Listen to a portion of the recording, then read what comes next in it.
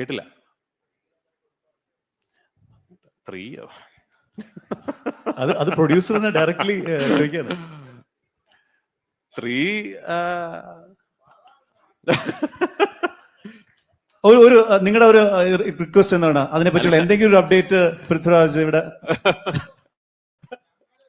അതെ, അല്ല അത് ഞാൻ പറഞ്ഞില്ല. അപ്പൊ ഈ പാർട്ട് 2 ഒരു വലിയ വിജയമാവട്ടെ.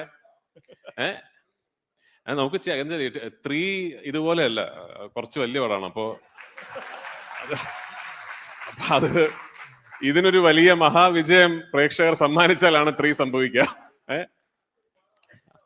പിന്നെ ചെയ്യാതിരിക്കാൻ പറ്റില്ലല്ലോ, കഥ തീരണ്ടേ. നമ്മൾ ഇപ്പോ പാർട്ട് 1 നമ്മൾ കൊണ്ട് തീർത്തത് വേണമെങ്കിൽ പാർട്ട് 2 ഇല്ലാതിരിക്കാം എന്നൊരു രീതിയിലാണല്ലോ. എനിക്ക് ഒരു കാര്യം പറയാൻ പറ്റുമെന്ന് എനിക്ക് തോന്നുന്നു, പാർട്ട് 2 തീരുമ്പോൾ പാർട്ട് 3 ഇല്ലെങ്കിൽ കഥ ഫുൾ ആകില്ല എന്ന വ്യക്തമായ ഒരു പോയിന്റിലാണ്. അപ്പോ അത് ഐ ഹാവ് ടു സേ. കാരണം ഈ സിനിമ തീരുന്ന ഒരു പോയിന്റിൽ അയ്യോ ഇതിന്റെ കഥ ബാക്കി ഇനി അറിയണമല്ലോ എന്നൊരു പോയിന്റിലാണ് ഈ സിനിമ തീരുന്നത്. അപ്പോൾ അത് പാർട്ട് 3 ചെയ്യാൻ പറ്റട്ടെ, അതിന് പ്രേക്ഷകർ നമുക്കൊപ്പം നിൽക്കട്ടെ. നമസ്കാരം. കഴിഞ്ഞ ദിവസം പൃഥ്വിരാജ് പറഞ്ഞ വാക്കുകളാണ് നിങ്ങൾ കേട്ടത്. അതിൽ വളരെ പ്രസക്തമായ ഒരു ഭാഗമാണ് കേൾപ്പിച്ചത്.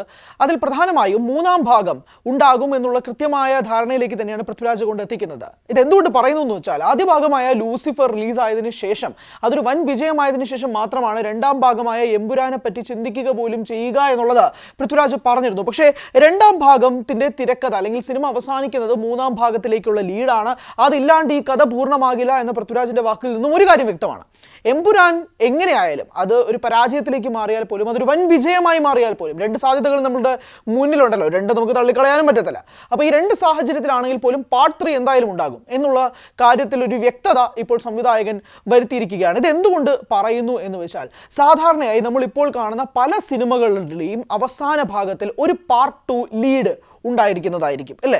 നമ്മൾ തമിഴ് പടങ്ങളിൽ തന്നെ എടുത്തു നോക്കിയപ്പോൾ കങ്കുവ, ഗോട്ട് തുടങ്ങിയ സിനിമകളിലൊക്കെ തന്നെ ഈ ഒരു പാർട്ട് 2 ലീഡ് വെച്ചേക്കും. ദേവര എന്ന സിനിമ എടുത്ത് നോക്കിക്കോളൂ. അങ്ങനെ പാൻ ഇന്ത്യൻ റിലീസുകളായി വരുന്ന പല സിനിമകളുടെയും പാർട്ട് 2 ലീഡ് ഉണ്ടാവും. എന്നാൽ ഇതിൻ്റെ ആദ്യ ഭാഗം തിയേറ്ററുകളിൽ വൻ പരാജയമായി മാറിയാൽ പോലും അതിനൊന്ന് പിടിച്ചു നിർത്താൻ വേണ്ടി പ്രേക്ഷകർക്ക് ഒരു ഹുക്കിംഗ് പോർഷൻ കൊടുത്തേക്കാം എന്ന് കരുതിയാണ് പല സിനിമകളിലും ഒരു പാർട്ട് 2 വെക്കുന്നത്. അവിടെയാണ് മലയാളം ഇൻഡസ്ട്രിയും ലൂസിഫറും വ്യത്യസ്തമായത്.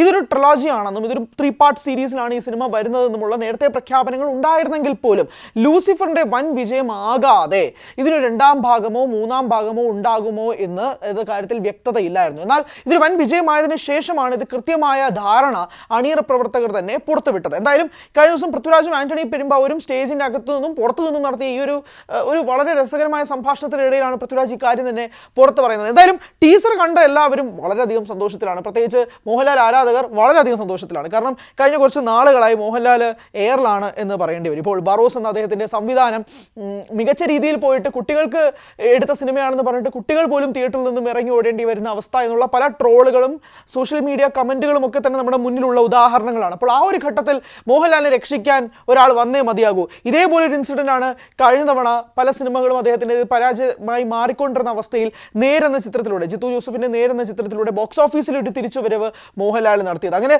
പിന്നെ വീണ്ടും പരാജയത്തിന്റെ ട്രാക്കിലേക്ക് മോഹൻലാൽ മാറുകയും ചെയ്തു. പിന്നാലെ ഇപ്പോൾ വീണ്ടും അദ്ദേഹം ഒരു പ്രതീക്ഷയുടെ കണിക ആരാധകർക്ക് ഇട്ടുകൊടുത്തുകൊണ്ടാണ് എമ്പുരാന്റെ ടീസർ പുറത്തു വരുന്നത്. അപ്പോൾ പൃഥ്വിരാജിൽ വിശ്വാസമുണ്ട്, മുരളി ഗോപി എന്ന എഴുത്തുകാരനിൽ വിശ്വാസമുണ്ട്. ലൂസിഫർ പോലൊരു സിനിമ 6 വർഷങ്ങൾക്ക് മുമ്പ് റിലീസ് ചെയ്തതാണെങ്കിൽ പോലും ഇപ്പോഴും അതിലെ സീക്വൻസുകൾ, ഡയലോഗുകളൊക്കെ തന്നെ പ്രേക്ഷകരുടെ ഉള്ളിൽ മനഃപ്പാടമാണ്. അപ്പോൾ അതുകൊണ്ട് തന്നെ എമ്പുരാനിലും അത്രമാത്രം പ്രതീക്ഷകളുണ്ട്. മാത്രമല്ല ഇത്തവണ എമ്പുരാൻ വരുന്നത് വലിയ ബഡ്ജറ്റിലാണ്, വലിയ സ്കെയിലാണ്. എന്തായാലും ഇതെല്ലാം തന്നെയാണ് ടീസറിലെ പ്രധാനപ്പെട്ട പോർഷൻ. പക്ഷേ അല്ലാണ്ട് എന്താണ് കഥ എന്നത് സംബന്ധിച്ച് യാതൊരുവിധ ധാരണയും നൽകാതെയാണ് പൃഥ്വിരാജ് ടീസർ അവതരിപ്പിച്ചിരിക്കുന്നത്. പക്ഷേ ഈ ഒരു സംഭവം എന്തായാലും 3rd പാർട്ടിലേക്ക് സിനിമ മാറും, അതിൻ്റെ ചിത്രീകരണം എന്തായാലും നടത്തിയേ പറ്റൂ, എന്നാൽ മാത്രമേ ഈ കഥ പൂർണ്ണമാകും എന്നുള്ള സംവിധായകന്റെ വാക്കുകൾക്ക് പിന്നാലെ 3-ാം ഭാഗത്തിന്റെ ടൈറ്റിൽ എന്താവും തുടങ്ങിയ കാര്യങ്ങളൊക്കെ വന്നിട്ടുണ്ട്. അതെന്താണ് ടൈറ്റിൽ എന്നത് തനിക്ക് പോലും അറിയില്ല എന്ന് മോഹൻലാൽ സ്റ്റേജിൽ വെച്ച് കഴിഞ്ഞ ദിവസം പറയുകയും ചെയ്തിരുന്നുണ്ട്. എന്തായാലും ട്രെൻഡിങ് ആയി നിൽക്കുന്നത്, പ്രത്യേകിച്ച് കേരളത്തിൽ ഇപ്പോൾ ഏറ്റവും ട്രെൻഡിങ് ആയുള്ള വാക്ക് എമ്പുരാനാണ്. കഴിഞ്ഞ ദിവസത്തെ ടീസർ ലോഞ്ചിന് ശേഷം അതുണ്ടാക്കിയ വലിയൊരു ഇമ്പാക്റ്റ് സോഷ്യൽ മീഡിയയിൽ തരംഗമായി മാറിക്കൊണ്ടിരിക്കുന്ന ഒരു വേളയിൽ മോഹൻലാൽ ഒരു കംബാക്ക് അത് പൃഥ്വിരാജിലൂടെ സാധിക്കട്ടെ എന്നുള്ളതാണ്. പക്ഷേ മറ്റൊരു ചർച്ചയും കൂടി ഉണ്ട് കേട്ടോ. കാരണം കഴിഞ്ഞ വർഷങ്ങളിൽ ലൂസിഫറിന് ശേഷം പൃഥ്വിരാജ് ചെയ്ത അന്യഭാഷാ സിനിമകൾ കൂടി ഒന്ന് നമുക്ക് പരിശോധിക്കാം. ഒന്ന് അക്ഷയ് കുമാർ ടൈഗർ ഷ്രോഫ് ചിത്രമായ ബഡേ മിയാൻ ചോട്ടേ മിയാൻ എന്ന ചിത്രത്തിൽ വില്ലനായിട്ട് പൃഥ്വിരാജ് പ്ലേ ചെയ്തു.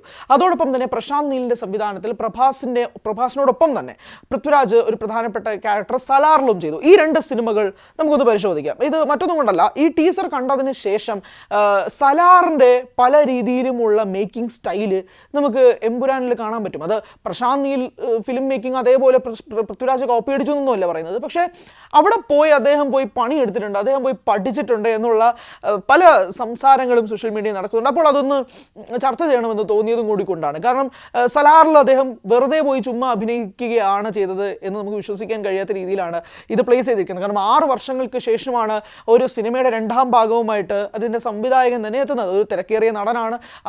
അതിലെ പ്രധാനപ്പെട്ട താരങ്ങളായ എല്ലാവരും, ടൊവിനോ, മഞ്ജു വാര്യർ, ലാലേട്ടൻ ഉൾപ്പെടെയുള്ളവർ തന്നെ എല്ലാവരും ബിസി ആർട്ടിസ്റ്റുകളാണ്. പക്ഷേ ഒരു 6 വർഷങ്ങൾക്ക് ശേഷം അതിൻ്റെ സെക്കൻഡ് പാർട്ട് വരുമ്പോഴേക്കും ഇതിൻ്റെ സ്കെയിൽ എന്താണെന്ന് വ്യക്തമാണ്. അത് ഏത് രീതിയിലേക്ക് സിനിമ കൊണ്ടുപോകണം എന്നുള്ള സംവിധായകൻ്റെ കൃത്യമായ വീക്ഷണത്തിൽ നിന്നുകൊണ്ട് തന്നെ അതിനനുസരിച്ച് ഈ ഒരു 6 വർഷം അദ്ദേഹം കൃത്യമായി പണിയെടുക്കുകയായിരുന്നു. അല്ലാതെ പെട്ടെന്ന് പോയി പ്രീ പ്രൊഡക്ഷൻ നടത്തുകയായിരുന്നില്ല എന്നുള്ളതാണ് സോഷ്യൽ മീഡിയ സംസാരങ്ങൾ. അതിന് കൃത്യമായി അദ്ദേഹം സലാർ യൂസ് ചെയ്തു, ബഡേ മിയാൻ ചോട്ടേ മിയാൻ യൂസ് ചെയ്തു. ഈ സിനിമകളുടെ ബോക്സ് ഓഫീസിൽ 2 അഭിപ്രായങ്ങളുണ്ടാകാം. സലാറിന് പ്രത്യേകിച്ച് വലിയ അഭിപ്രായങ്ങളൊന്നും പ്രശാന്ത് നീലിന്റെ സിനിമ എന്ന രീതിയിൽ KGF-ന് ശേഷം അദ്ദേഹം ഒരു സിനിമയുമായി വരുമ്പോൾ അത്രയധിക രീതിയിലേക്ക് സിനിമ ബോക്സ് ഓഫീസിൽ മാറിയില്ല. ബഡേ മിയാൻ ചോട്ടേ മിയാൻ ഒരു ഡിസാസ്റ്റർ ആയിരുന്നു. അപ്പോൾ ഈ 2 ഘട്ടത്തിലേക്കും കാര്യങ്ങൾ മാറിയെങ്കിൽ പോലും പൃഥ്വിരാജ് അതിനിടയിൽ എടുത്ത ഇതുപോലുള്ള ചെറിയ ചെറിയ നുടുക്ക് വിദ്യകൾ, ഇതുപോയി പഠിച്ചിട്ട് വരിക തുടങ്ങിയ കാര്യങ്ങളൊക്കെ തന്നെ എമ്പുരാനിൽ പ്രതീക്ഷിക്കാം എന്നുള്ളതാണ്. എന്തായാലും ടീസർ ലോഞ്ചിന് ശേഷം ആരാധകർ ഹാപ്പിയാണ്, ഫാൻസ് ഹാപ്പിയാണ്. ടീസറിന് ഭിന്നഭിപ്രായമൊന്നുമില്ല. എല്ലാവരും ആ ഒരു ഞെട്ടലിലാണ്. ഇത്രയും മോളിവുഡിൽ ഇതുപോലൊരു ബ്രഹ്മാണ്ഡ സാധനം വരുമ്പോഴുണ്ടാവുന്ന ഒരു സന്തോഷത്തിലാണ് ആരാധകരും. എന്തായാലും മാർച്ച് 27 ചിത്രം തിയേറ്ററുകളിൽ എത്തുകയാണ്. ലൂസിഫർ ബോക്സ് ഓഫീസിൽ ക്രിയേറ്റ് ചെയ്ത ഇമ്പാക്റ്റിനേക്കാൾ എത്രയോ ഇരട്ടി എമ്പുരാനെ സൃഷ്ടിക്കാൻ കഴിയുമെന്ന പ്രതീക്ഷയിലാണ് ആരാധകർ.